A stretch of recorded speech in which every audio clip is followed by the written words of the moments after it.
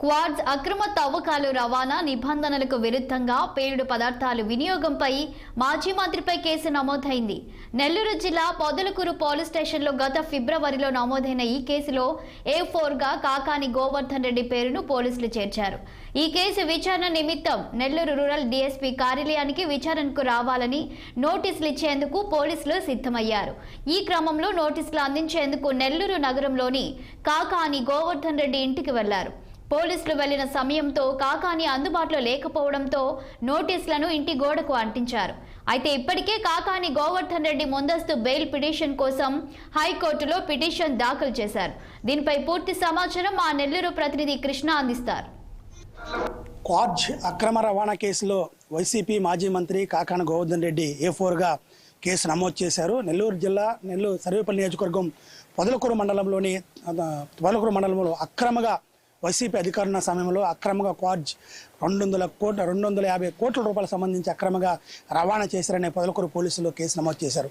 ఈ కేసు సంబంధించి వైసీపీ మాజీ మంత్రి కాకాని గోవర్ధన్ రెడ్డి A4గా చేర్చారు. A4గా చేసిన ఈ కేసులో విచారణ నిమిత్తం రావాలని ఈ మార్చి 30వ తారీఖున ఆదివారం ఉదయం నెల్లూరు నగరంలోని పొదలకూరు రోడ్లో ఉన్న వైసీపీ మాజీ మంత్రి కాకాని గోవర్ధన్ రెడ్డికి పోలీసులు చేరుకున్నారు నోటీసు జారీ చేయడానికి. అయితే కాకాని గోవర్ధన్ రెడ్డి అందుబాటులో లేకపోవడంతో ఆ యొక్క నోటీసుని తన నివాసంలో ఉన్న గోడకి అంటించారు. అయితే ఆ యొక్క నోటీసులో కూడా సోమవారం అంటే మార్చి 30వ తారీఖున ఉదయం 11 గంటలకు నెల్లూరు రూరల్ డీఎస్పీ కార్యాలయంలోకి విచారణకు రావాలని చెప్పి దాంట్లో మెన్షన్ చేశారు.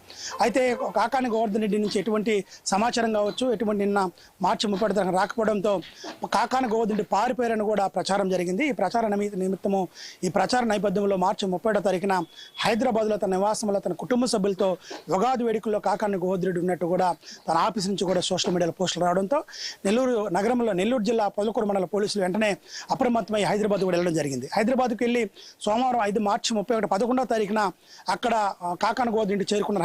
హైదరాబాద్లో కాకాని గోవర్ధన్ రెడ్డి అందుబాటులో లేకపోవడంతో తన బంధువైన హనుమంతరావుకి యొక్క నోటీసు అందించారు. ఈరోజు మంగళవారం ఏప్రిల్ 1వ తారీఖున నెల్లూరు రూరల్ డీఎస్పీ కార్యాలయంలో 11 గంటలకు హాజరు కావాలని కూడా ఆయన నోటీసు జారీ చేశారు.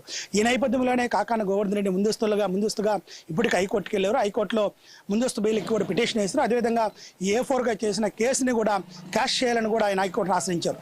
అయితే వైకాపా అధికారం ఉన్న సమయంలో మాజీ మంత్రిగా ఉన్న సమయంలో కాకాని గోవర్ధన్ రెడ్డి అండదండలతోనే పొదలకూరు మండలం తోడేరు ఏదైతే ఆయన స్వగ్రామం ఉందో ఆ స్వగ్రామం పక్కనే ఉన్న క్వాడ్జీలో అక్రమంగా కోట్ల రూపాయలు అక్రమంగా మైనింగ్ వ్యాపారం చేశారని అక్రమంగా తరలించారని ప్రస్తుత MLA Sarvepalli TDP MLA Somireddy Chandramohan Reddy అన్ని ఆధారాలతో ఇప్పటికే ఇటు కేంద్ర ప్రభుత్వం కావచ్చు ఇటు రాష్ట్ర ప్రభుత్వానికి అందించడం జరిగింది. అయితే దీని మీద ఈ అక్రమంగా క్వాడ్జే కాదు అక్రమ మైనింగ్ కూడా నెల్లూరు జిల్లాలో పెద్ద ఎత్తున జరిగిందని కూడా ఇప్పటికే సోమిరెడ్డి చంద్రమోహన్ రెడ్డి అనేక ఆరోపణలు చేశారు. ఈ నేపథ్యంలో ఈ కాకాని గోవర్ధన్ రెడ్డి అనేక ప్రెస్ మీట్లు కూడా నెల్లూరు నగరంలో జరిగిన ప్రతిరోజు అనేక ప్రెస్ మీట్లు కూడా ఇలాంటి కేసులకి ఎన్ని కేసులు కూటమి ప్రభుత్వం నా మీద ఎన్ని కేసులు పెట్టినా ఎన్ని అరెస్టులు చేసినా కూడా మేము భయపడేది లేదు, ఎప్పుడు ప్రజలకు అందుబాటులో ఉండి ప్రజలతో తిరుగుతామని కూడా కాకాని గోవర్ధన్ రెడ్డి చెప్పాడు. అయితే ఈరోజు విచారణ రావాలని చెప్పి ఏదైతే పోలీసులు నోటీస్ ఇచ్చారో పారిపోయాడని కూడా నెల్లూరు నగర ప్రజలు కావచ్చు నెల్లూరు జిల్లా ప్రజలు కూడా దీని మీద పెద్ద ఎత్తున ప్రచారం జరుగుతుంది. అయితే క్యాష్ పిటిషన్ వేసిన కాకాని గోవర్ధన్ రెడ్డి హైకోర్టులో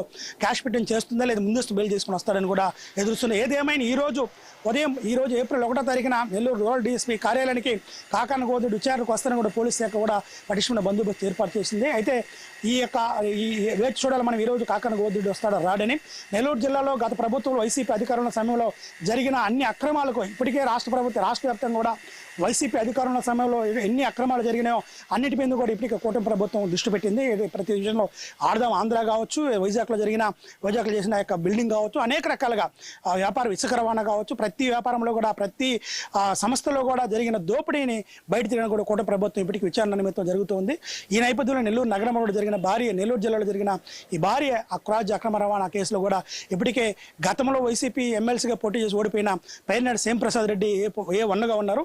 వైసీపీ మాజీ మంత్రి కాకాని గోవర్ధన్ రెడ్డి A4గా దీంట్లో చేర్చారు. దీని నిమిత్తం కూడా పోలీసులు నోటీసులు జారీ చేసి కాకాని గోవర్ధన్ రెడ్డి విచారణ నిమిత్తం ఎదురు చూస్తున్నారు. అయితే కాకాని గోవర్ధన్ రెడ్డి మాత్రం ముందస్తు బెయిల్ వేస్తున్నాడు హైకోర్టులో. అదేవిధంగా క్యాష్ పిటిషన్ ఓడిస్తారు.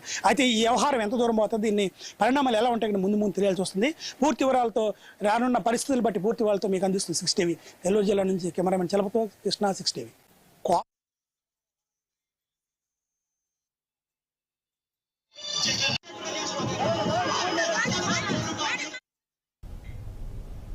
ఏపీ మంత్రి కొల్లు రవీంద్ర మాస్టర్గా